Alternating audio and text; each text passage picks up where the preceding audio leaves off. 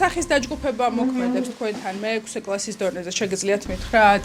ეხლა მყავს დაბარებული მშობლები. როდის? ეხლა 2 საათს. დღეს მოდიან? ეს შიდა ქართლის ერთ-ერთი კერძო სკოლის დამფუძნებელი და მოქმედი დირექტორია.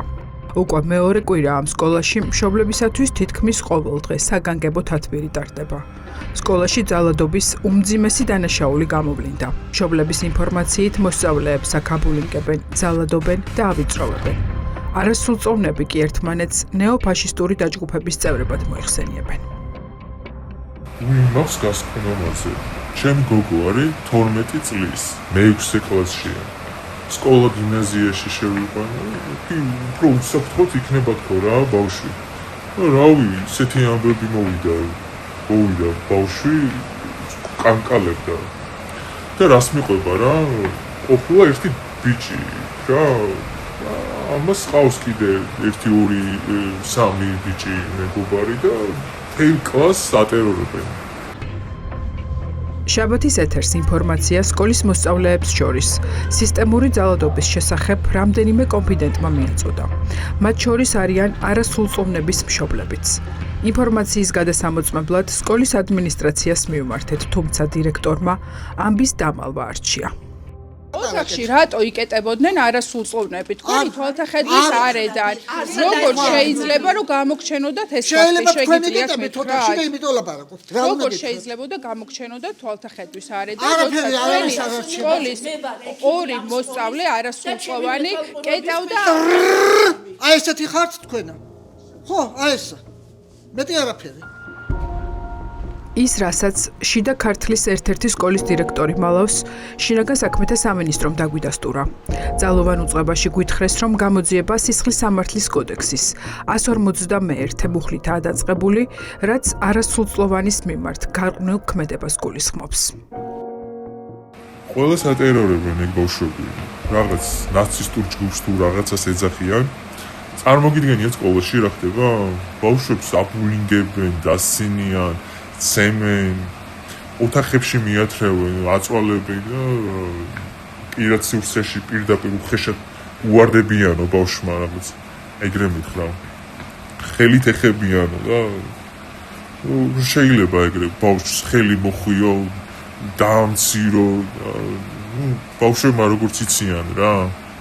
დღეს რომ ამას კადრულობ, ხვალ უფრო მეც იკადრებ. მშობლების თქმით, არასრულწლოვანები თანაკლასელებზე და ასაკით უმცროს მოსწავლეებზე, შესვენებებზე საკლასო ოთახებში ძალადობდნენ. ადგილი აქვს დამცირებას და ღირსების შემლახავ გარყვნილ ქმედებას. მშობლების თქმით, არასრულწლოვანების დაჯგუფებას ყავს ლიდერი, უფროსკლასელი. სკოლის მოსწავლეებს შორის ძალადობას ის ახალისებს. გაჭერობანა, დამალობანა, რავის თუ კი რამე არის, რასაც ბავშვები თამაშობენ ხოლმე. აი თუ რაღაცა ვინმე სუსტი შეამჩნიეს, მე იმას აბულინგებენ, სემენ. ეხლა ბავშვს რო კითხე, შენს ხო რამე შემეშინდა. არა მარტო ბიჭებსო, მამაო, ეგრე მითხრა. მასწავლებლები შეყუჟულები არიან, მანდატური მაგათ არ აყავდა, რა ვიცი. გარყვნილი ქმედება წინასწარის შეცნობით 16 წლის ასაკ მიუღწეველთან ისჯება თავისუფლების აღკვეთით 5-დან 7 წლამდე. ახლა გამოძიებამ უნდა გასცეს პასუხი კითხვას, რამდენ ხანს მალავდა სკოლის დირექცია მომხდარს და იყო თუ არა ეს ერთეული შემთხვევა. სკოლის მასწავლებელი გვიდასტურებს ყველაფერს, რასაც მშობლები გუყვებიან. მისი თქმით, მცირეწლოვნები ერთმანეთზე შესვენებების დროს საკლასო ოთახში ძალადობდნენ. იყო ბულინგი, აი ამას ამბობენ, ბულინგი, რომ ანუ ესე ვთქვათ, ეს შეიძლება ყოფილიყო დაჭერობანას დროს ბულინგი, ანუ ხელით შეხება. საპირფარეშოში ხდებოდა შეკეტვა თუ საკლასო ოთახებში? არა, აი შეკეტვა საპირფარეშოს არავინ არ ასახელებს. შეკეტვას რაც შეეხება, შეკეტვა კი არ უთქვიათ, რომ აი ეს მიწოლის ფაქტი, რომ ხელით მიკრის ფაქტი. კარები ხო გაღებულია დასვენების დროს და აი ამ კარებთან უკანა მხარეს. დიახ, აი მაგასთან დაკავშირებით. თავად რომელშიც სწავლობდნენ და იმყოფებოდნენ. პედაგოგი ამ დროს გასული იყო? იმაზე რა ქვია, დასვენების პროცესში მორიგეები ვართ. ერთ-ერთი არასრულწლოვანი, მასზე განხორციელებული ღირსების შემლახავი მოპყრობის შემდეგ მძიმე ფსიქოლოგიურ მდგომარეობაში იყო. სკოლის მოსწავლემ მხოლოდ რამდენიმე კვირის შემდეგ თქვა სახლში, რატომ ითხოვდა სხვა სკოლაში გადაყვანას. ეს ბავშვები სკოლაში არიან დღესაც, ხო? დღეს უკვე საგაკვეთილო პროცესი დასრულებული არის და სახლებში არიან. კი ბატონო. დაჭერობანა ითამაშეს თავიდან და ვინც ცოტა ნელა გაიქცა და ვერ გაიქცა სწრაფად, კი, რაღაცა მსგავსი უცნაური დაჭერობანა ყოფილა. შემდეგ რა მოხდა? დასაჯეს ეს ადამიანი? რაღაცნაირად ასე ვთქვათ გამოხატავდნენ იმას, რომ ის არის ასე ვთქვათ წაგებული ამ თამაშისა.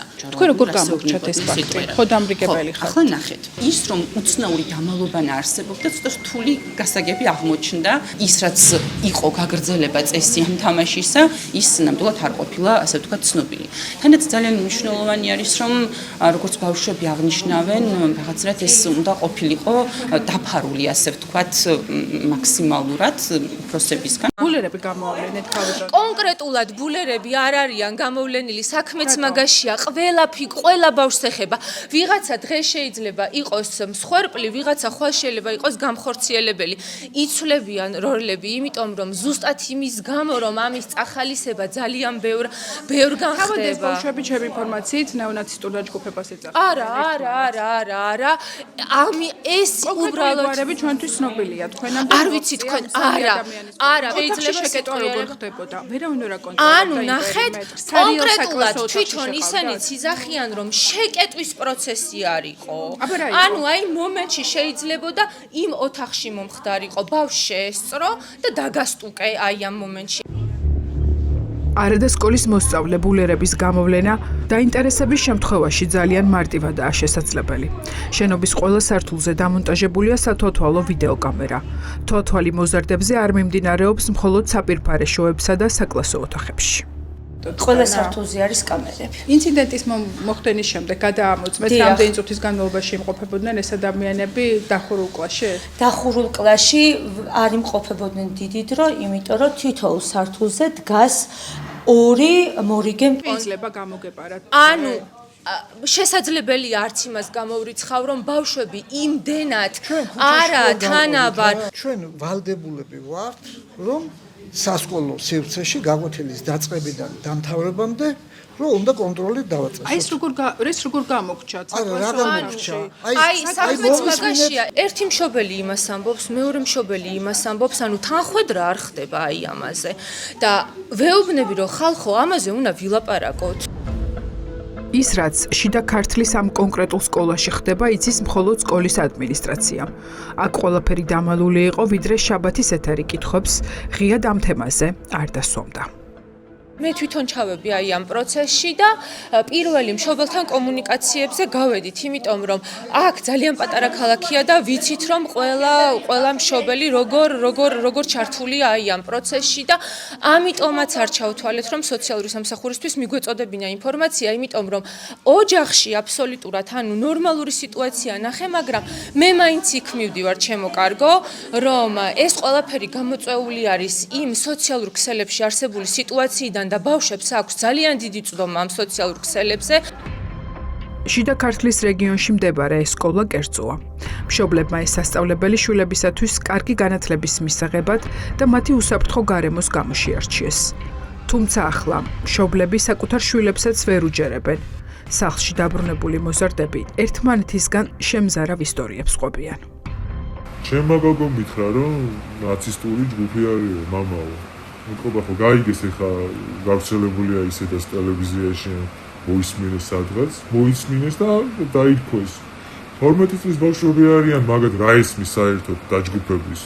ბავშვებს სემენ, თუ ვინმე შემოუბრუნა სიტყვა, ბავშვები შიშისგან ხმას ვერ იღებენ. ჩაგრავენ ყველას, ვისაც შეუძლია რომ გაჩაგრონ.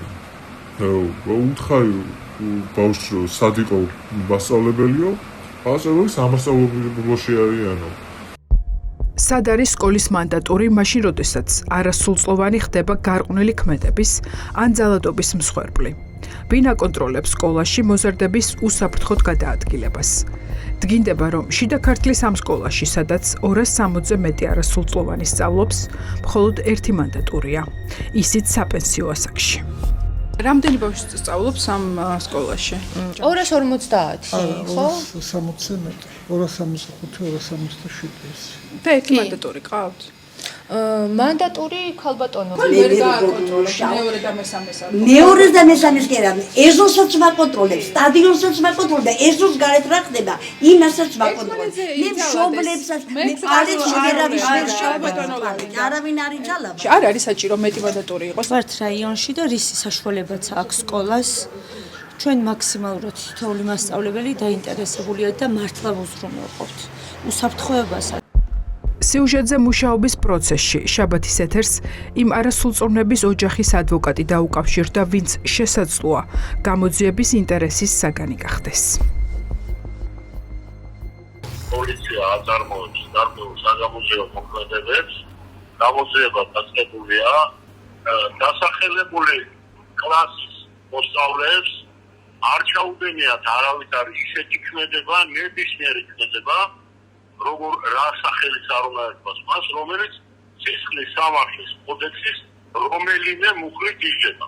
ეს შესაძლოა იყოს მაქსიმუმ ამასათის ბავშვებისთვის დამახასიათებელი სასკოლო ცერკობები, რომელიც ამ ცერკობის ზღვას არ გაცდენია.